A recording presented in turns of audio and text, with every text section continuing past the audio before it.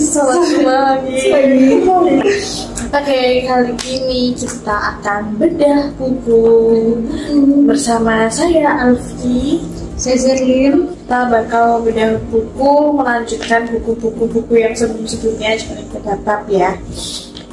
Judul bukunya masih sama, yaitu Akuntansi Keuangan. Dan bab yang kita bahas kali ini adalah bab tentang persediaan. Ada di bab 10 dalam buku ini. Oke, bisa dijelasin Mbak Zilin, persediaan itu apa? Jadi persediaan itu merupakan salah satu aset yang penting bagi suatu entitas. Nah, secara umum persediaan merupakan barang dagang utama dalam perusahaan dagang. Jadi persediaan itu ya barang yang akan dijual. Stok ya? Ya, berarti stok. Nah, persediaan ini ada diklasifikasikan jadi 3. Yang pertama ada material atau persediaan bahan baku, yaitu persediaan yang dibeli namun tidak diproses. Lalu yang kedua ada persediaan barang dalam proses atau work in process, yaitu komponen yang sudah mengalami perubahan tapi belum selesai. Nah, yang terakhir ada finished good atau persediaan barang jadi, yaitu merupakan produk yang sudah selesai dan menunggu pengiriman. Nah, kayak di perusahaan kita nih ya, di coffee shop ini kan kayaknya dia termasuk di klasifikasi yang nomor 3 ya, yaitu finished good. Iya. Ya kan, jadi kita menjual barang yang siap dijual gitu guys, yang udah jadi ya, barang jadi udah barangnya udah jadi, udah siap dijual gitu. Ya, persediaan kita dalam bentuk finished good. Lalu selanjutnya ada cakupan barang dalam persediaan. Itu yang pertama ada barang dalam transit, yaitu persediaan yang masih dalam pengiriman. Nah, ini tuh dibagi lagi jadi 2 kategori, external transit stock dan internal transit stock. Nah, eksternal itu ya persediaan yang masih berada dalam transportasi, sedangkan internal yaitu persediaan yang masih menunggu untuk diproses atau menunggu sebelum dipindahkan. Lalu yang selanjutnya ada penjualan konsinyasi, yaitu pada kerjasama penjualan konsinyasi, pemilik barang mengirimkan barang pada penjual, di mana penjual setuju untuk menerima barang tanpa ada kewajiban apapun, kecuali perawatan dan penjagaan terhadap kehilangan atau kerusakan.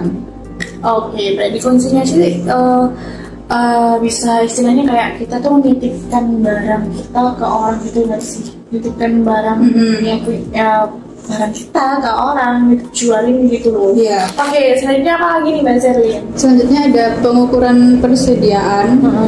Sesuai dengan PSAK 14 menyatakan bahwa persediaan diukur berdasarkan biaya atau nilai realisasi neto. Nah, di sini ada 4. Yang pertama ada biaya persediaan, yang kedua biaya pembelian, ketiga biaya konversi, dan keempat biaya lainnya. Nah, biaya persediaan sendiri itu merupakan biaya persediaan yang meliputi semua biaya pembelian, biaya konversi, dan biaya lain yang timbul sampai persediaan berada dalam kondisi dan lokasi saat ini. Itu maksudnya di biaya persediaan. Nah, kalau biaya pembelian merupakan biaya pembelian persediaan, meliputi harga beli, biaya impor, pajak, seperti itu, biaya penanganan, dan biaya lainnya.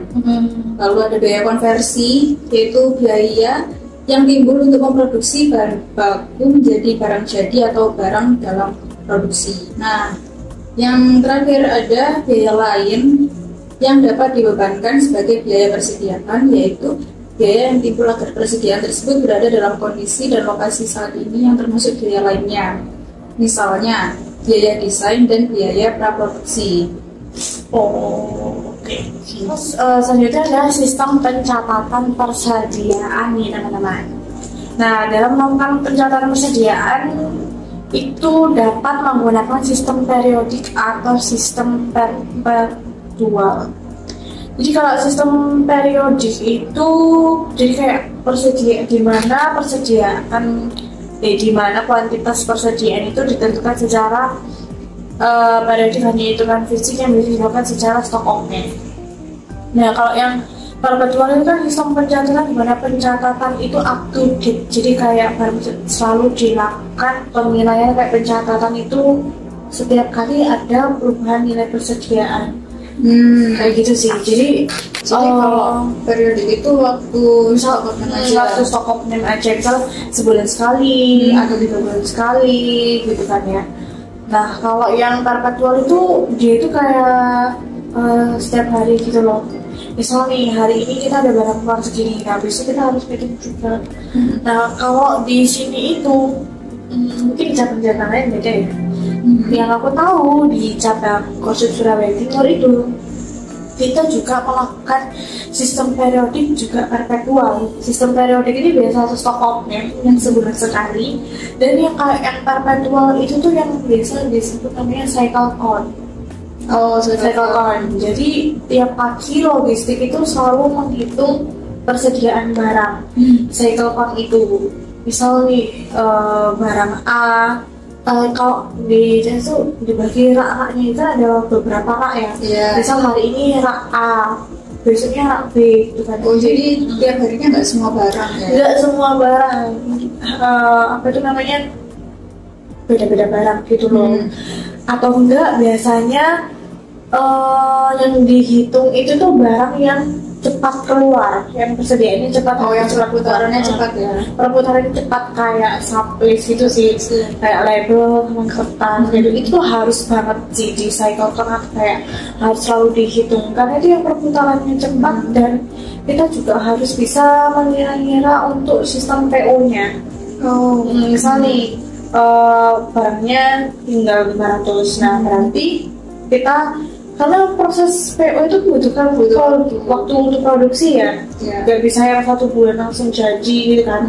Jadi kan harus misal 2 minggu itu belum, nanti kalau misalnya itu supayanya dari luar kota, jadi kan juga untuk pengiriman waktunya juga. Jadi harus bisa estimasi gitu sih. Itu sih kalau yang stock of name ya memang pasti di akhir bulan ya, di akhir bulan kayak gitu. Cuman sekarang ini kan pasti 3 bulan sekali ya stock of name itu. Jadi kemungkinan banyak banget sih barang-barang yang ini selisih kayak gitu. Jadi lebih baik itu kalau stock of name itu dilakukan tiap akhir bulan tuh. Tapi ada juga yang perusahaan itu yang ngelakuin stock of name itu kadang di akhir tahun, kayak yang event gede-gede aja, akhir tahun atau Idul Fitri gitu kan, kayak modul panjang. Sekarang ada masuk ke penilaian persediaan. Nah, penilaian persediaan ini itu harga berapa persediaan tersebut harus dilaporkan di dalam neraca. Karena berbedanya harga beli dan terjadinya perubahan harga pada saat menyusun neraca itu kan kayak kelihatan banget gitu kan. Misalnya kalau ada barang yang ngendon kayak dia itu udah ada stok apa lagi gitu kan, biasanya kayak nilai persediaan kita dari penjualannya. Misal omsetnya kita berapa, nilai persediaannya kita sebesar gitu juga seberapa dengan omsetnya kita. Nah itu biasanya dilakukan biasanya kayak kemarin itu ngelakuin promosi gitu sih, kayak promo juga diobrol lah istilahnya, sel gitu kan ya guys. Ada juga yang namanya itu FIFO dan LIFO. FIFO itu yang first in first out ya, persediaan yang dinilai berdasarkan harga pembelian terakhir. Nah kalau yang LIFO itu yang last in first out. Jadi kalau yang first in first out itu tuh yang misal nih barangnya datang tanggal 11, pasti kan masih ada stok-stoknya yang sebelumnya kan. Betul. Nah itu berarti kan harus dikeluarin dulu stok yang sebelumnya itu. Soalnya dia udah first in, udah in sebelum udah masuk PON pertama gitu. Nah kalau yang last in first out, nah itu tuh dia itu padahal belinya itu pakai harga yang ini kan, yang terakhir, harga yang terakhir kan. Misal ada orang yang kita PO-nya kan tanggal 11 ya kan. Nah tapi itu ada stok-stok sebelumnya, tapi yang nanti kalau misalnya ada penjualannya di keluarnya tanggal 11 itu dengan PO-nya yang terakhir kita PO itu juga terjadi di sini, di berbagai mungkin di tiap cabang beda-beda ya. Nah makanya itu harusnya itu kita ngelakuin kayak tanda gitu loh, tanda suatu umur persediaan. Misal nih Kalau warna hijau itu anggaplah di range waktu itu untuk umur persediaan itu tiap 1 sampai 30 hari atau enggak 3 bulan deh. 1 sampai 90 hari, terus 91 sampai 120, 120 sampai seterusnya sampai itu ya. Biasanya itu diklasifikasikan seperti itu kan. Misal yang baru masuk misal ditandai warna hijau gitu kan. Terus kalau yang udah tengah-tengah yang agak lama warna kuning, terus yang agak lama lagi yang udah lama banget warna merah, dan yang udah dead stock, udah mati udah kasih warna hitam. Nah itu tandanya kayak harus cepet-cepet dikeluarin. Itu penting banget sih untuk kasih tanda warna seperti itu ya, biar kita tuh tahu mana nih barang yang harus dikeluarin dulu gitu kan. Biasanya logistik itu ngambilnya itu atau enggak penataan gudang sih, gudang ya. Bisa penataan gudang itu mana barangnya yang datang duluan, harusnya ya dia itu ada di terserah sih, mungkin ada yang di paling belakang natanya, ada yang paling depan. Bisa gitu, jadi kayak di level gitu loh. Iya, jadi setiap ada barang datang dia harus ngapain namanya? Menata ulang gitu. Sering kayak kita tuh nge-refill gitu ya guys ya. Misalnya kayak kita di supermarket kayak gitu, berarti kalau aku sih bayanganku ya, kalau nggak punya supermarket gitu, refill itu dari kalau misalnya ada barang yang baru datang, itu tuh kita taruh masuknya yang paling belakang. Jadi biar yang depan itu biar cepat keluar, ngambilnya lebih gampang gitu, diambil dulu. Tapi biasanya kalau aku ke Indomaret tuh ya, kalau kayak ke Indomaret, kita pasti ngambilnya paling belakang. Karena dari dingin ya, iya gak sih? Itu beda lagi ya guys ya. Tapi sistem penataannya mungkin bisa dibikin seperti itu. Oke. Nih Mas Rina, ada yang mau ditanyain lagi nggak sih tentang sistem persediaan ini? Kayaknya bukannya biar nggak miskin, stok itu minus gitu juga ya di sistem ya, kan sering kayak gitu juga kan. Iya, itu kayaknya pentingnya cycle count tadi ya. Jadi buat minimalisir adanya selisih produk. Ya lebih baik ketahuan di awal ya, biar cepat-cepat dibenerin daripada alasannya tahu nih selisihnya kemana. Lebih dini dicarinya gitu. Misalnya ada barangnya yang salah kirim atau kayak gimana. Persediaan itu memang pengaruhi banget ya guys ya. Tadi persediaan ya material, terus yang bahan baku sama yang jenis good ya. Material itu berarti kayak yang biasanya di food and B nggak sih? Masih bahan mentah lah ya. Bahan mentah lah ya, belum diolah. Terus kalau yang bahan setengah jadi bahan setengah jadi ini apa nih contohnya? Contohnya apa ya? Ini sih kalau nggak salah di percetakan.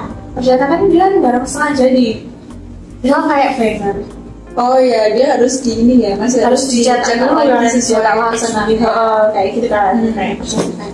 Seperti itu guys, jadi kayak klasifikasi persediaannya itu kan kalau yang material itu di F&B contohnya bahan-bahan mentah, terus kalau yang setengah jadi itu ada di percetakan kayak gitu, dan finish good itu bisa jadi familiar ya, kayak semuanya dijual, barang yang siap jual itu bisa di sektor di mana sih kayak swalayan kayak gitu. Oke, kayaknya udah cukup dari sih.